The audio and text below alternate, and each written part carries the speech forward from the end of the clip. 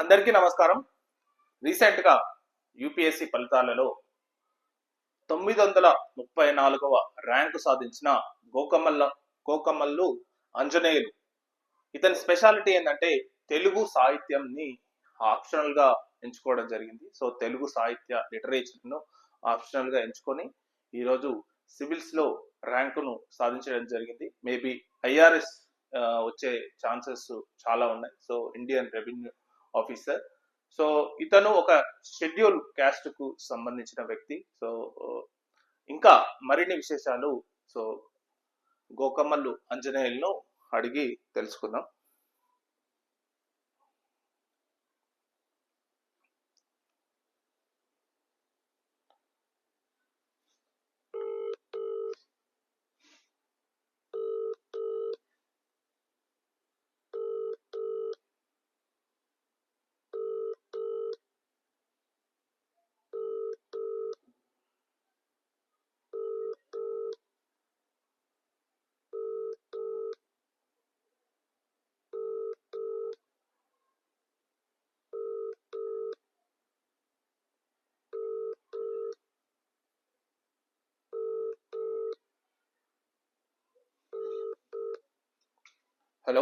Hello sir.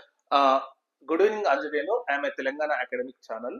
So first of all, congratulations to you for your achieving 934 rank in recent civil services examination. So regarding అంటే మా students కానీ మాకు కానీ ఒక regarding మీ సలహాలు సూచనలు అనేది చాలా అవసరం. సో ఫస్ట్ ఆఫ్ ఆల్ మీకు సివిల్స్ ప్రిపరేషన్ కు అసలు ఏ టైంలో మీరు సివిల్స్ ప్రిపేర్ అవుదామని ఇలా ఒక సివిల్స్ లో ర్యాంక్ సాధిద్దామని ఏ ఏజ్ లో అనుకున్నారు? సార్ యాక్చువల్ గా నేను బీటెక్ థర్డ్ ఇయర్ సార్.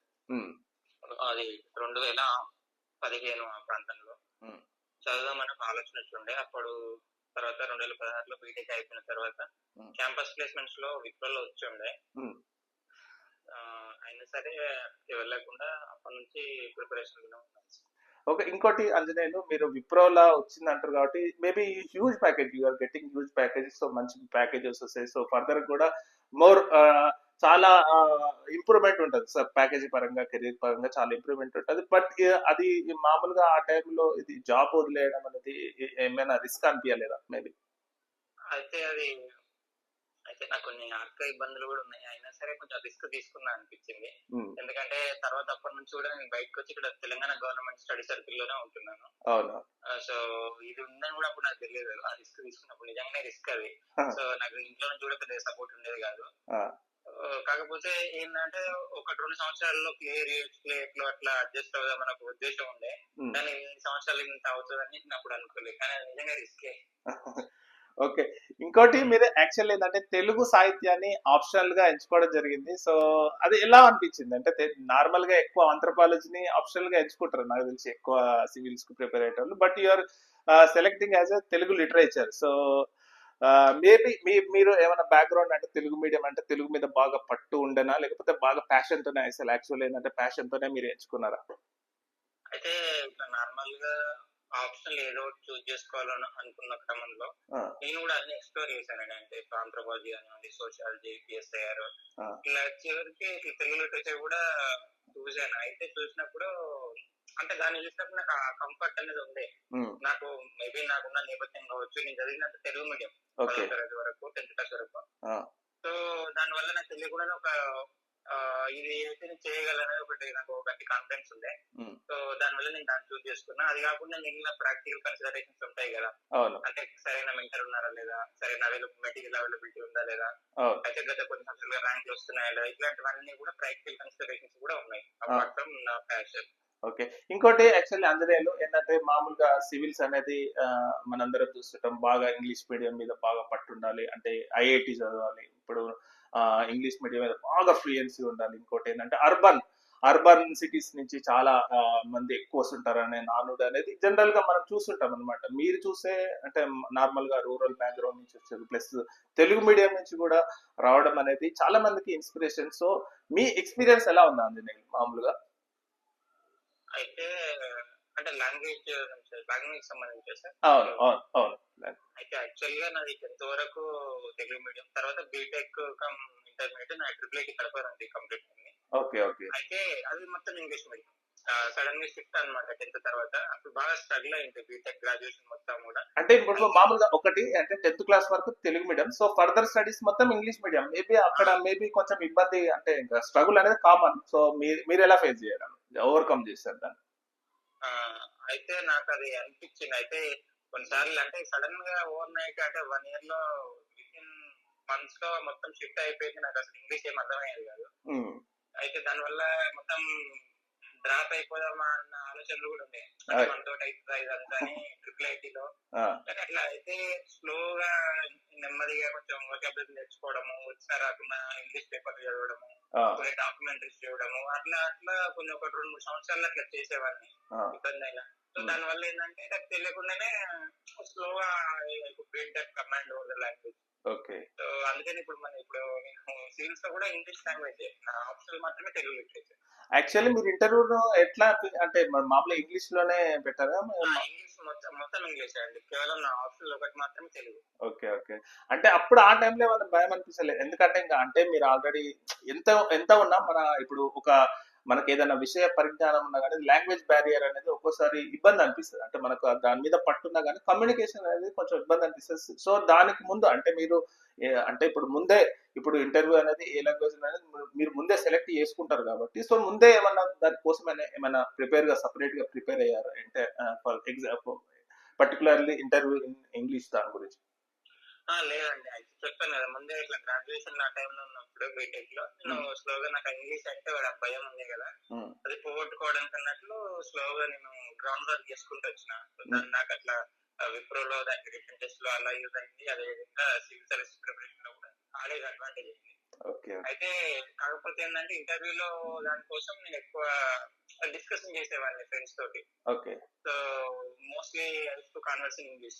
దానివల్ల ఏంటంటే నాకు ఫ్లూయెన్సీ వచ్చింది, ఎక్స్ప్రెషన్ పవర్ వచ్చింది. సో నాకు అంత భయం అంటే యాక్చువల్ అంటే మీరు ఒక విప్రోలో చేసారు కాబట్టి ఆల్మోస్ట్ ఇంకా ఇంగ్లీష్ అనేది మీకు అంటే ఇప్పుడు మామూలుగా ఇప్పుడు ఈ రోజుల్లో ఉన్న కార్పొరేట్ కంపెనీస్ అన్ని ఇంగ్లీష్ వాడడం అనేది నార్మల్ కాబట్టి మీకు అది ఒక పెద్ద ప్రాబ్లం కాలేదు. మేబీ అది ఒక హెల్ప్ అయి ఉండొచ్చు. Maybe I'm correct?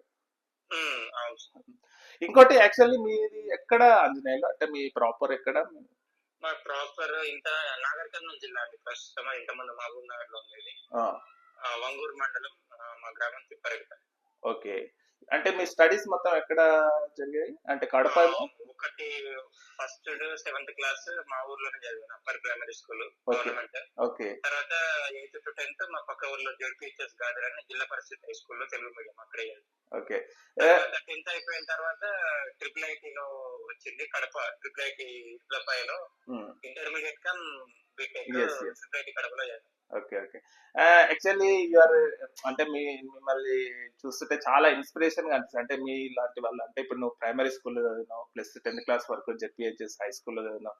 సో ఇట్లా వీళ్ళు కూడా అంటే మీ ఇట్లా గవర్నమెంట్ స్కూల్ నుంచి వచ్చి కూడా అంటే సివిల్స్ లో ర్యాంకులు కొట్టడం అనేది నిజంగా చాలా గొప్ప విషయం అని చెప్పాలి. కాకపోతే ఏంటంటే అంత ఈజీ కూడా కాదు. మేబీ ఒక 2-3 సలహాలు ఎలా చెప్తావు ఆంజనేయులు? అంటే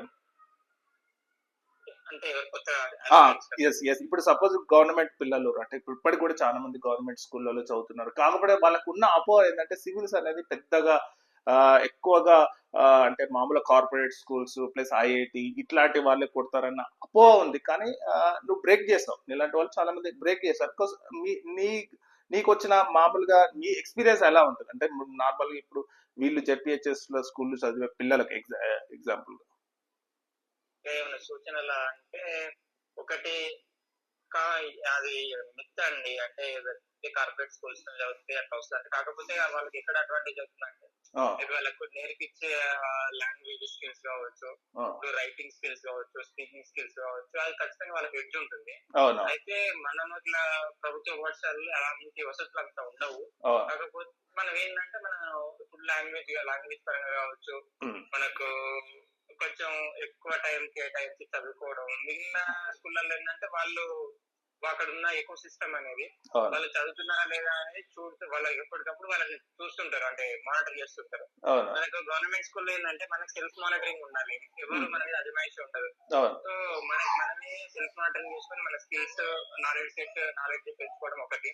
ఉమ్, రెండోది లాంగ్వేజ్ అన్నమాట. ఖచ్చితంగా ఇంగ్లీష్ అనేది అది అనివార్యం అని చెప్తాం. కానీ దానికోసము ఏదో రకంగా లైక్ ఇప్పుడు చాలా కోర్సెస్ ఉంటాయి. అవును ఆన్లైన్ మీరు కోర్సెస్ అది ఎట్లయినా లాంగ్ టర్మ్ అయినా అంటే సివిల్ సర్వీస్ సెలెక్ట్ అయిన తర్వాత అయినా సరే అది ఖచ్చితంగా దాని అవసరం మనకు ఉంటది. అవును సో ప్రస్తుతం ఈ గ్లోబలైజ్డ్ వరల్డ్ లో ఖచ్చితంగా దాన్ని ఏదో రకంగా ఆ, తెలుగు మీడియం అయినా ఇప్పుడు ప్రజెంట్ దాదాపు అన్ని ఇంగ్లీష్ మీడియం అయిపోయినాయి. అవును ఇప్పుడు ప్రజెంట్ ఇంగ్లీష్ మీడియం కాబట్టి పెద్ద ప్రాబ్లం ఏమి ఉండదు. పెద్ద ప్రాబ్లం ఏమి ఉండదు. కాకపోతే లాంగ్వేజ్ ఏ ఏ భాష అయినా కావచ్చు, తెలుగు అయినా సరే ఇంగ్లీష్ అయినా దేని మీద ఖచ్చితంగా హోల్డ్ ఉంటే ఇట్ ఇస్ లైక్ అడ్వాంటేజ్. ఇంకోటి అందులో మీకు తెలంగాణ గవర్నమెంట్ షెడ్యూల్ కాస్ట్ నుంచి మామూలుగా కోచింగ్ ఇవ్వడం జరిగిందని నేను చూసాను. సో ఎంతవరకు అది హెల్ప్ అయింది అంటారు? ఖచ్చితంగా నేను పాస్ అవుట్ అయిన తర్వాత 2017లో ఇక్కడికి వచ్చిన. ఈ తెలంగాణ ఎస్సీ స్టడీ సర్కిల్ అని ఉంటుంది. ఇంతకుముందు మనకు ఉమ్మడి ఆంధ్రప్రదేశ్ దీన్ని ఏపీ స్టడీ సర్కిల్ అనేవాళ్ళు. అయితే అప్పటి నుంచి నేను ఇప్పటి వరకు దాదాపు 7వ అటెంప్ట్ ఇది. 4th mains, first interview. ప్రతిసారి నాది ప్రిలిమ్స్ అయిన తర్వాత మెయిన్స్ కి ఫినాన్షియల్ అసిస్టెన్స్ గా అంటే ఒక 50,000 ఇట్లా ఇచ్చేవాళ్ళు. ఇంటర్వ్యూకి వెళ్ళినప్పుడు మొన్న 1 lakh రూపీస్ ఇచ్చారు. అది రాజీవ్ యువ వికాస్ సంథింగ్ అది మళ్ళీ అది సింగరేణి వాళ్ళు ఇచ్చారు గవర్నమెంట్. సెపరేట్ ఇచ్చారు. రెండు సెపరేట్ గా మీకు వచ్చాయి అనమాట. అంటే తెలంగాణ గవర్నమెంట్ మళ్ళీ స్పెషల్ గా సింగరేణి వాళ్ళు కూడా స్పెషల్ గా అకామిడేషన్ చేశారు. రాజీవ్ యువ వికాసం అనేది సింగరేణి వాళ్ళు తెలంగాణ గవర్నమెంట్ వారు ఇస్తున్నారు. Okay okay okay. సో ఇక్కడ అయితే సోషల్ వెల్ఫేర్ డిపార్ట్మెంట్ నుంచి వస్తుందండి కొన్ని ఉన్నది. ఓకే. సో ఇక్కడ బంజారా హిల్స్ లో మంచి ప్రైమ్ ఏరియాలో చాలా పీస్ఫుల్ ఏరియాలో ఇక్కడ రెసిడెన్షియల్ ఫెసిలిటీ ఉంటుంది, హాస్టల్ ఉంటుంది, లైబ్రరీ 24/7 ఉంటుంది. అయితే నాకు చదువుకోవడానికి ఎలాంటి ఇబ్బంది లేకుండా ఒక మంచి ఎకో సిస్టమ్ అయితే తెలంగాణ ప్రభుత్వం నాకు ప్రొవైడ్ చేసేది. నాకే కాదు చాలా మంది మాస్టర్ సర్కిల్ నుంచి ఇద్దరం సెలెక్ట్ అయ్యామండి. అవునవును, ఇద్దరు సెలెక్ట్ అయ్యారు. అవునవును. ఇంకోటి యాక్చువల్ ఏంటంటే ఇప్పుడు మామూలుగా ఇప్పుడు మీరు ఇప్పుడు ఈ ర్యాంక్ తోనే అంటే సాటిస్ఫై అవుతున్నా ప్లస్ మళ్ళీ కూడా ప్రిపేర్, ఎందుకంటే మీకు ఈ క్వశ్చన్ ఎందుకు అడిగిందంటే కొందరు మళ్ళీ ప్రిపేర్ అవుతుంటారు, ఇంకా మీకు అందరికి తెలిసిందే కదా. సో మళ్ళీ ప్రిపేర్ అవుతారా లేకపోతే ఇంకా దీంట్లోనే జాయిన్ అవుతారా? అదొక లేదు అంటే మళ్ళీ స్టార్ట్ చేశానండి. I'm not satisfied with that rank. ఎందుకంటే ఇన్ని సంవత్సరాలు కష్టపడ్డ మేబీ అది ఐఆర్ఎంఎస్ అలా వస్తుండొచ్చు. అవును, అదే సర్వీస్ అది అన్ని మంచి సర్వీస్. కాకపోతే నాకున్న ప్యాషన్ ఏంటంటే ఐఏఎస్ లాంటిది వస్తే నేను చేయాలనుకున్నవి లేదా నాకున్న ఆలోచనలు ఇంకా బాగా సమాజానికి ఏమైనా చేయొచ్చనే ఒక సంకల్పం అయితే ఉంది. యాక్చువల్లీ ఏంటంటే డెఫినెట్ గా, ఎందుకంటే మనం షెడ్యూల్ కాస్ట్ నుంచి వచ్చినాం కాబట్టి మనలాంటి అంటే పిల్లలకు ఎంతో ఈ విధంగా ఉన్నత స్థానాలకు వెళ్తే ఎంతో విధంగా గవర్నమెంట్ తరఫున మనం ఎంతో సహాయం చేయొచ్చు, ప్రోత్సాహకం ఇవ్వచ్చు, ప్లస్ వాళ్ళను ఒక దారిలోకి తీసుకోవచ్చు. మేబీ మీరు అనుకున్నదంటే అంటే మీరు తీసుకున్న నిర్ణయం కరెక్ట్ అయినదని నేను అనుకుంటున్నాను. ఎందుకంటే మీరు మళ్ళీ మంచి ర్యాంకు కోసమని మళ్ళీ ప్రిపేర్ అవుతున్నందుకు. సో ఫస్ట్ ఆఫ్ ఆల్ ఏంటంటే మీకు చాలా థ్యాంక్స్ మాకు టైం ఇచ్చినందుకు. మళ్ళీ ఫస్ట్ ఆఫ్ ఆల్ కంగ్రాచులేషన్, మళ్ళీ all the best for the better ranks. Thank you sir. Thank you very much. Thank you. So Gokamalla Anjaneyulu తను షెడ్యూల్ క్యాస్ట్ నుంచి నాగర్ కర్నూల్ డిస్ట్రిక్ట్ నుంచి 934 ర్యాంక్ రావడం జరిగింది. ప్రజెంట్గా ఐఆర్ఎస్ సర్వీస్ వస్తుంది, కానీ ఐఆర్ఎస్ కాకుండా నాకు ఐఏఎస్ కావాలని మళ్ళీ స్టార్ట్ చేయడం జరిగింది. సో ఇది అతను నేను ఎందుకు ఇతను తీసుకున్నానంటే ఒక షెడ్యూల్ క్యాస్ట్ అబ్బాయి ప్రైమరీ స్కూలు, గవర్నమెంట్ జెడ్పీఎస్ఎస్ స్కూళ్ళు, సో ఈ స్కూల్స్ నుంచి సివిల్స్ కు రిక్రూట్ కావడం జరిగింది. సో అదే కాక ప్లస్ తెలుగు మీడియం, సో ఒక మంచి జాబ్ ఉన్నా కానీ విప్రోలో జాబ్లో ఉన్నా కానీ మళ్ళీ దాన్ని వదిలేసి మళ్ళీ వేరే సివిల్స్లోకి రావడం జరిగింది. So anyway all the best for the Anjaneyulu. Thank you.